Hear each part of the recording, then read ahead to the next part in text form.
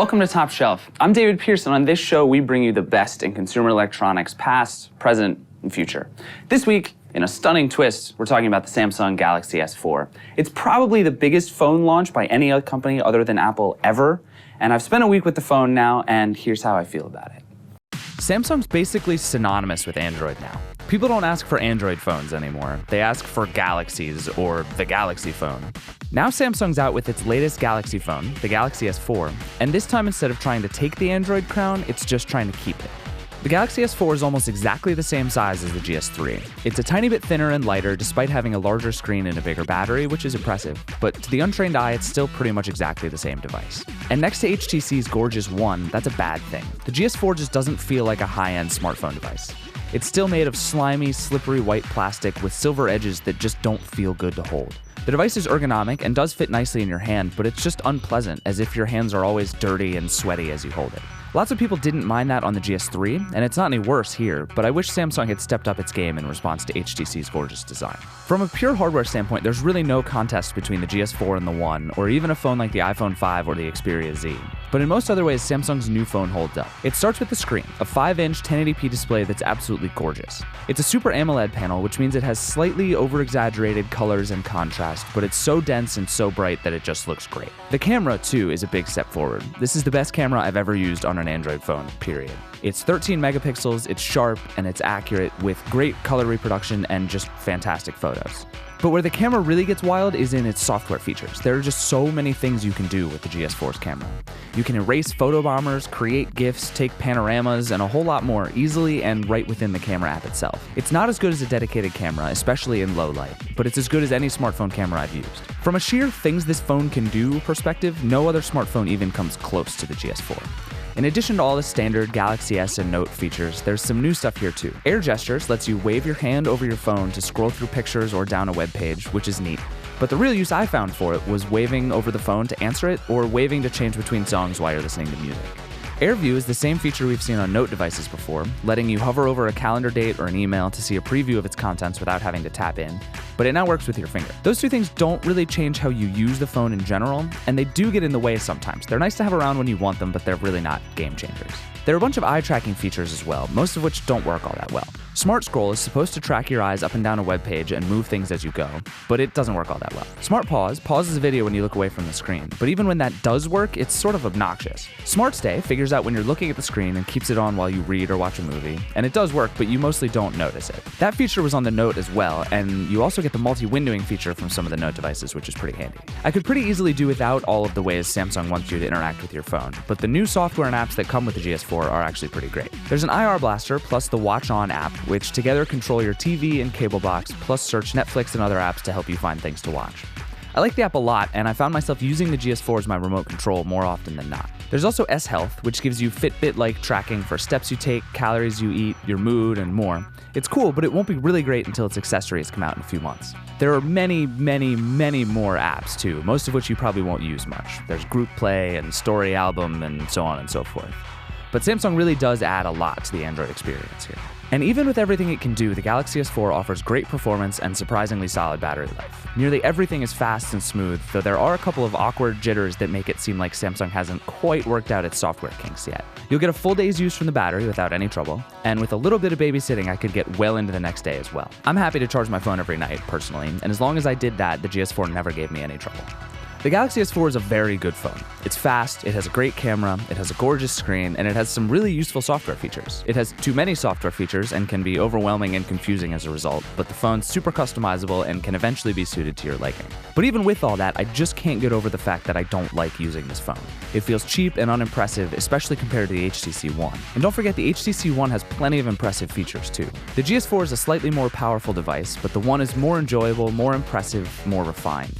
They're both great options on carriers around the world, but personally, I'd rather buy a One than a GS4. So now that the GS4 is out, basically the phone market for the next several months is set. Everybody's launched phones in the last few months, and really until the iPhone, there's probably not going to be that much more coming. So I brought in Nilay Patel, our managing editor. Hello, sir. I'm here. And basically all of the phones in the world. Yeah. And so these are the phones that people can buy, right? And so these are the phones you should buy. These are the phones you should buy. That's the except for that one. except for this one. Yeah. Well, so all right, let's start with you. So what's your phone right now? What do you use? So I have 3 phones. You have 3 phones. This speaks to the problem. That's the thing that normal people. In my pocket right now, I have an iPhone 5. Okay. I have an HTC One, which makes sense. That's what you would expect me to. Fun just now. I don't want to kill myself. So I have these 2, and then I have an HTC First. And of them, bizarrely, the First is like my go-to. When I want to like use a phone, I pull the Facebook phone. I pull that out of my pocket. So this happened to like a bunch of people in our office, and everybody was sort of not that into Facebook, and then suddenly was like, oh, I love this. Yeah, Like, and why? It's why not this phone? Facebook that's calling to me. It's that it's the right size basically. It has LTE, which the Nexus 4 doesn't, and it runs stock Android, which is a pretty great combination. So you just turned off all the Facebook junk. I have the lock screen turned on. So it's actually nice. I don't mind like looking at pictures from Facebook. I guess it's on my prettier lock than screen. what would be on your lock screen. Yeah, otherwise. and I actually don't like Sense on the One. Okay. So I have the One because it's a great phone. I think it's probably the best flagship Android phone you can get. But I actually prefer to use the mid-range first. Okay. And I recognize that I'm a weirdo because I have 3 phones. But I think this is currently my favorite phone that I use. Interesting. So why carry 3 then? Because you're a crazy person. Because I'm a crazy person. Okay. Because the First has a terrible camera.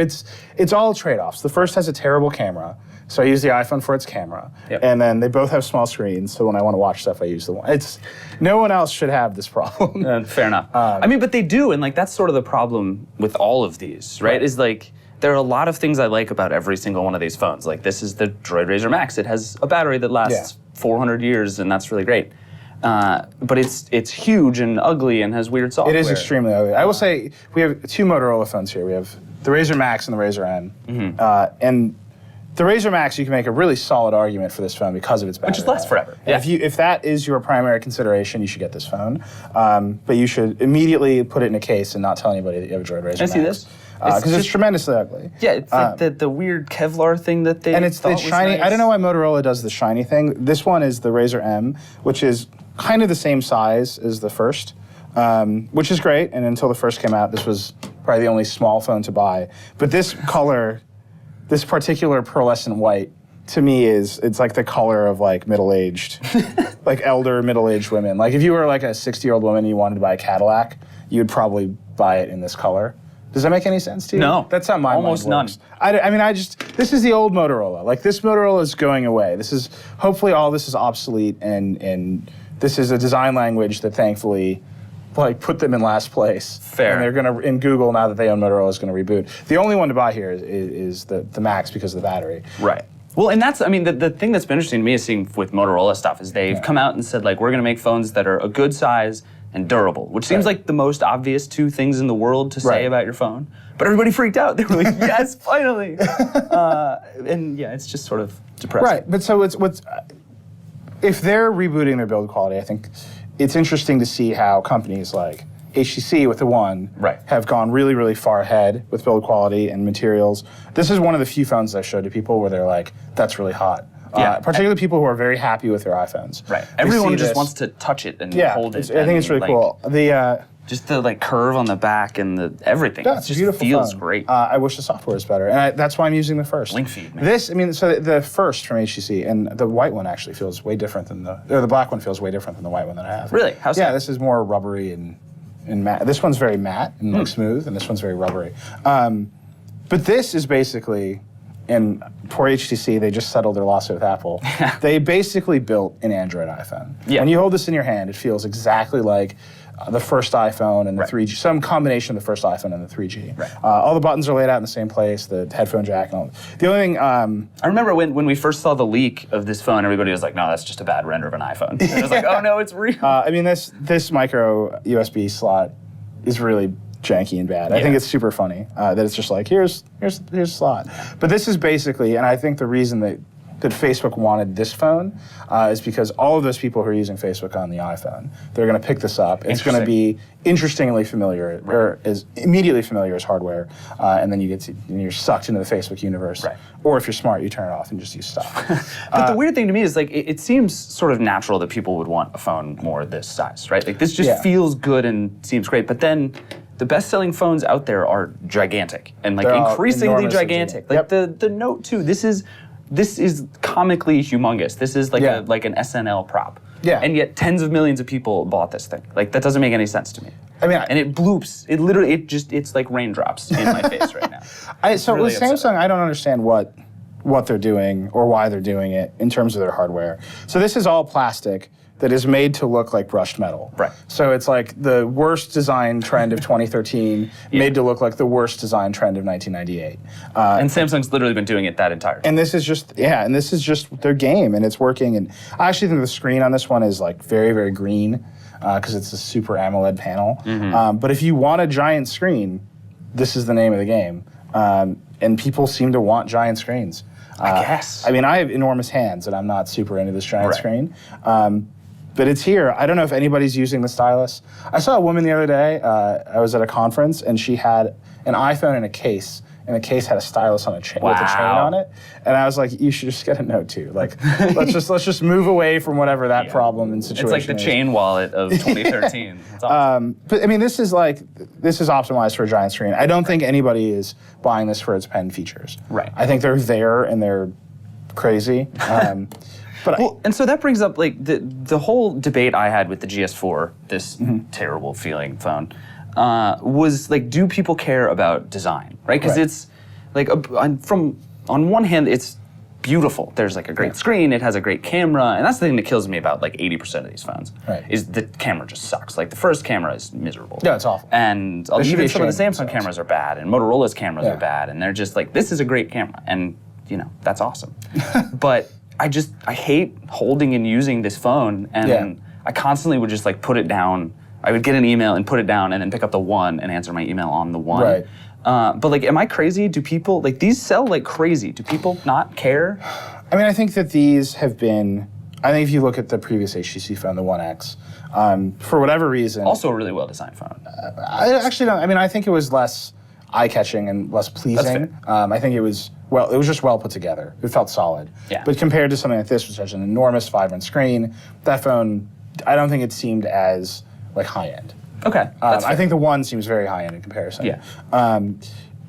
Compared to the GS3, which I see everywhere. I mean, the GS3 I think is the ubiquitous Android Yeah, phone. it's the one phone that like I see constantly people using on the subway. I And saw you- 2 people with it this morning. And there's like no difference here. I mean, No. side by side.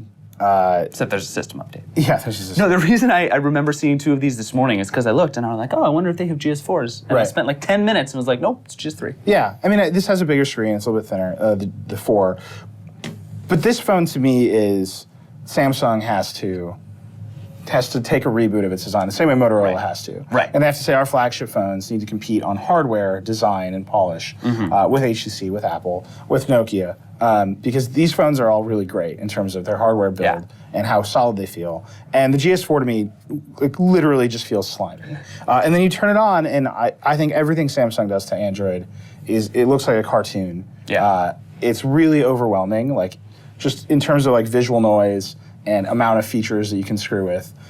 And just using this phone to me is, it's basically, what did you do to everything that I know? Right. Like, why did you Right. come into my house and move all the furniture? Right, well, that's the thing. They were like, Samsung comes in with all these different ways of doing stuff. And it's like, no, I was pretty good with all the current ways I Right. did stuff. Like, I don't need you to scroll with my eyes down a webpage. Like, I have fingers for that. Right, They're really good at it. I think the question is, the GS3 is so popular that is Android to people. Right. And so when they switch to a Nexus 4 and they use stock, they're like, why did you come into my house and move all the furniture around? And I think that's one of Samsung's big strengths right now, is that they've created an alternate Android experience that people are very familiar with. Yeah, I mean, like tens of millions of people have TouchWiz, and Right. ladies love the Wiz.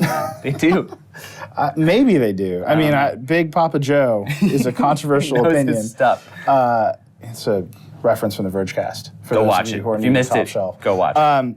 I mean, look, I think this is a solid phone. Everything about holding it, like, so the GS3 is really rounded off, right? It's meant to like fit in your hand. They made a big deal about how it's naturally designed.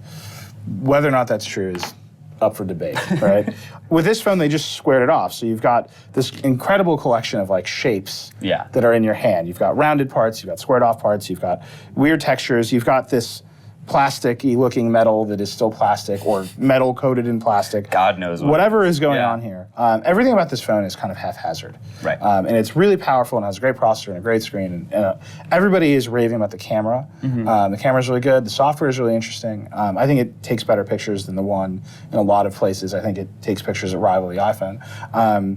But I don't want to, you have to hold it in your hand to use the camera. Right. And that kind of like sets it away from me. Right. And I think that's really that's where Samsung and Motorola, like they're in the same kind of place. Right. Their fortunes are way different. I think Samsung is going to sell a lot of these phones. I think they're going to keep selling a lot of GS3s. Sure. But if they want to move up to that next level, they have to rethink how they're actually making hardware. Right. Well, and that kind of like makes me really excited almost, because we're finally in this place where hardware sort of becomes the differentiating factor again, which is interesting because it's like most of these phones run the same software.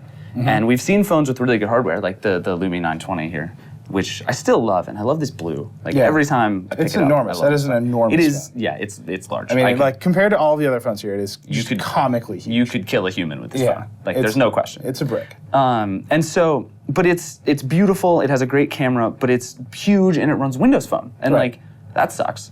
But now, hell for that one, but man. now, I mean, whatever. I'm right. Microsoft hell. But now we have the same sort of beautiful attention to design with the One, but running software that people actually want. And so now it's like, oh, maybe we can have everything, but then this camera isn't great and that camera's great, and so we're still in this like, I put a weird trade-off-y place. But I feel like we're getting close. So I think ultimately the line is you're gonna, like, if you want an iPhone, you're gonna buy an iPhone. Right. If you want a Windows phone, you're gonna end up with a Lumia. Yep. I think those are pretty clear. Yep. I think the HTC Windows phones are.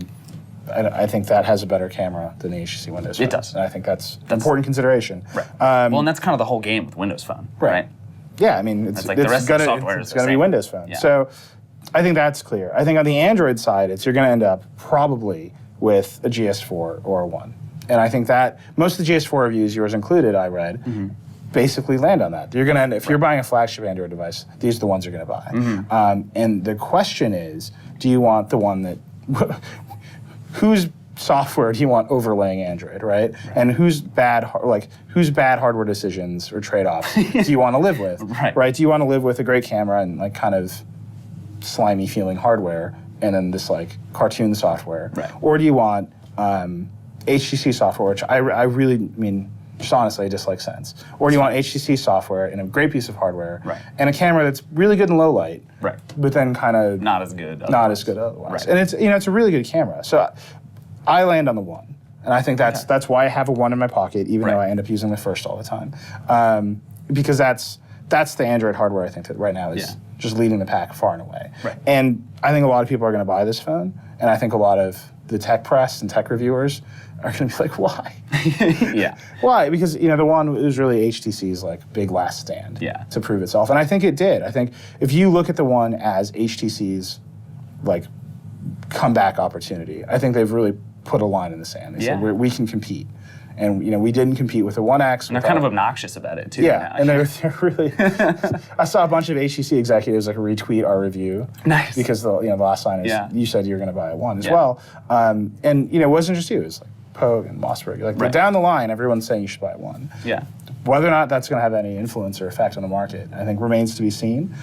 I think Samsung, if they're smart, they will look at what they've produced with the S4, and they'll say, okay, it's time. It's time for us to take a really hard look at what our product is, what we want it to be, and what we want consumers to get out of it, and whether or not we're going to compete based on just our sheer momentum and marketing muscle, or whether we're going to compete against some really, really high-end players. And the part that worries me is I think they can probably still win just based on the marketing muscle. But I want to come back to the First real quick before we wrap up here. I always want to. So, and that's the thing, is why, like, there have been rumors that HTC is making another one of these phones with the same ultra-pixel camera as the One. Okay. And it seems like at that point, like, the hardware here is good. I like it better than the GS4. It's not as good as the One.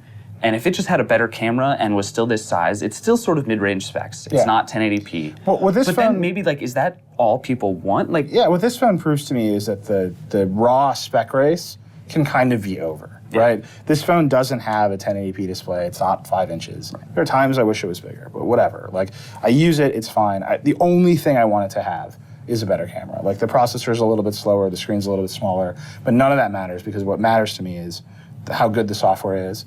And I think Facebook and Google, like, they're two of the best software companies in the world, and I think that combined, they like made a phone that's good. The camera's bad, and if you fix the camera, I think you make a really compelling argument for this as a primary phone. So maybe I don't think, and just to be blunt, I mean, like Facebook and Google are the best software companies on earth. I don't think Samsung and HTC rise to the level of the best software companies on earth. And the fact that they keep on foisting their software on top of Android is like very problematic to me. But I've been saying that forever. Right. Well, yeah, and that's why I hope, like, I don't know, maybe it'll be Motorola or maybe it'll be HTC or somebody to come out with, like, you know, phones are getting bigger and bigger. Somebody has to have noticed that, like, hey, there's this big gap back at this screen size we used to sell tens of millions of devices at. Let's go back there. It's like keyboards. Like, is there a market for these? Is there a market for phones with keyboards? Like, those things might have just gone away. People might just want big screens. I mean, I don't know. If everybody's buying this phone, I think the market's really speaking to. Look, I mean, I think phones are visual. I think the argument that I've always does look good on a shelf. It looks great on a shelf. The screen looks just And when the phone interface was all about pushing buttons to dial and holding it up to your face to make calls, it made sense for them to get smaller and smaller. As they get bigger and all they do is show apps and play games, it kind of makes sense for them to get bigger. The question is, you still got to hold it in a hand. And so like you end up in the Note 2 and it's like that makes sense. There's a reason they pick basketball players to put in the Note 2 hands, right? And I think that there's a middle ground here. I think the 1 is actually a pretty good size. I haven't heard anybody complain about the size of the 1. It's just Samsung's relentless quest to build a bigger phone that I think has caught people's attention. But I think we've settled on a kind of 4.7 to 5 kind of range. I think that's where things are going to land. I hope so. Yeah. Cool. Well, thank you so much. Go back to your 3 phones. I'm going to play with my first now. I'm on Facebook all the time. I'm so sorry. Check it out, man. For all of those reasons. Look, a girl I knew in high school just had a baby. So happy I know that. So no matter what of all of these phones you buy, they have basically nothing in common except that they're all really expensive and really still too small and easy enough to lose. And that could cause huge problems. So we went and looked through the Android universe to figure out how to keep hold of your GS4 or whatever Android phone you buy this year. Of all the things you can lose, a smartphone is probably the worst. They're expensive, they're precious, and more often than not, they have a lot of our personal data on them. They're also thin, small, and kind of slippery. Pretty easy to lose or have stolen. With an iPhone, things are really easy. Find My iPhone is part of the OS itself, and you're prompted to set it up from the minute you get your device. But with Android, things are a bit more complicated. Despite Google's love of cloud services, it doesn't actually offer you a way to track your lost phone. Android is open, though, and it gives the companies a way to do even more than what you can do with your iPhone. And I guess we're gonna try some of them now. Lookout is really the gold standard for this kind of thing. It has tons of features and matches all of Apple's offerings. It can even take a picture of someone who tried to unlock your phone and email it over to you. The only catch is that for these features, you're gonna have to pay $299 a month or $29.99 a year. There are cheaper options though. Cerberus lets you record photos and audio and even check for unauthorized SIM cards in your phone. Where's My Droid is also free, but it's more designed for when you've lost your phone in your house or in the couch cushions as opposed to when it's been stolen or lost far away. Ultimately, there are plenty of reasons why you might never get your phone back. That's why it's a good idea to turn on automatic uploads to Dropbox for your camera and make sure you're always backing things up to Google. You'll be able to restore a lot of apps and data to any new phone you get, though unfortunately it won't get everything. So look, this may be harsh, but the thing is devices come and go, sometimes by choice, other times by chance. The most important thing, as always, is to make sure your data stays protected. This is mine now. And that's it for our show. Thank you so much for watching. Thanks to Nilay Patel for being here, and I guess sort of thanks to Dan Siefert for stealing my phone, I guess. Anyway, check out theverge.com for lots more on everything we talked about today. And be sure and tune back in next week for a special live Top Shelf where we'll be talking about a few of our favorite things. We'll see you then.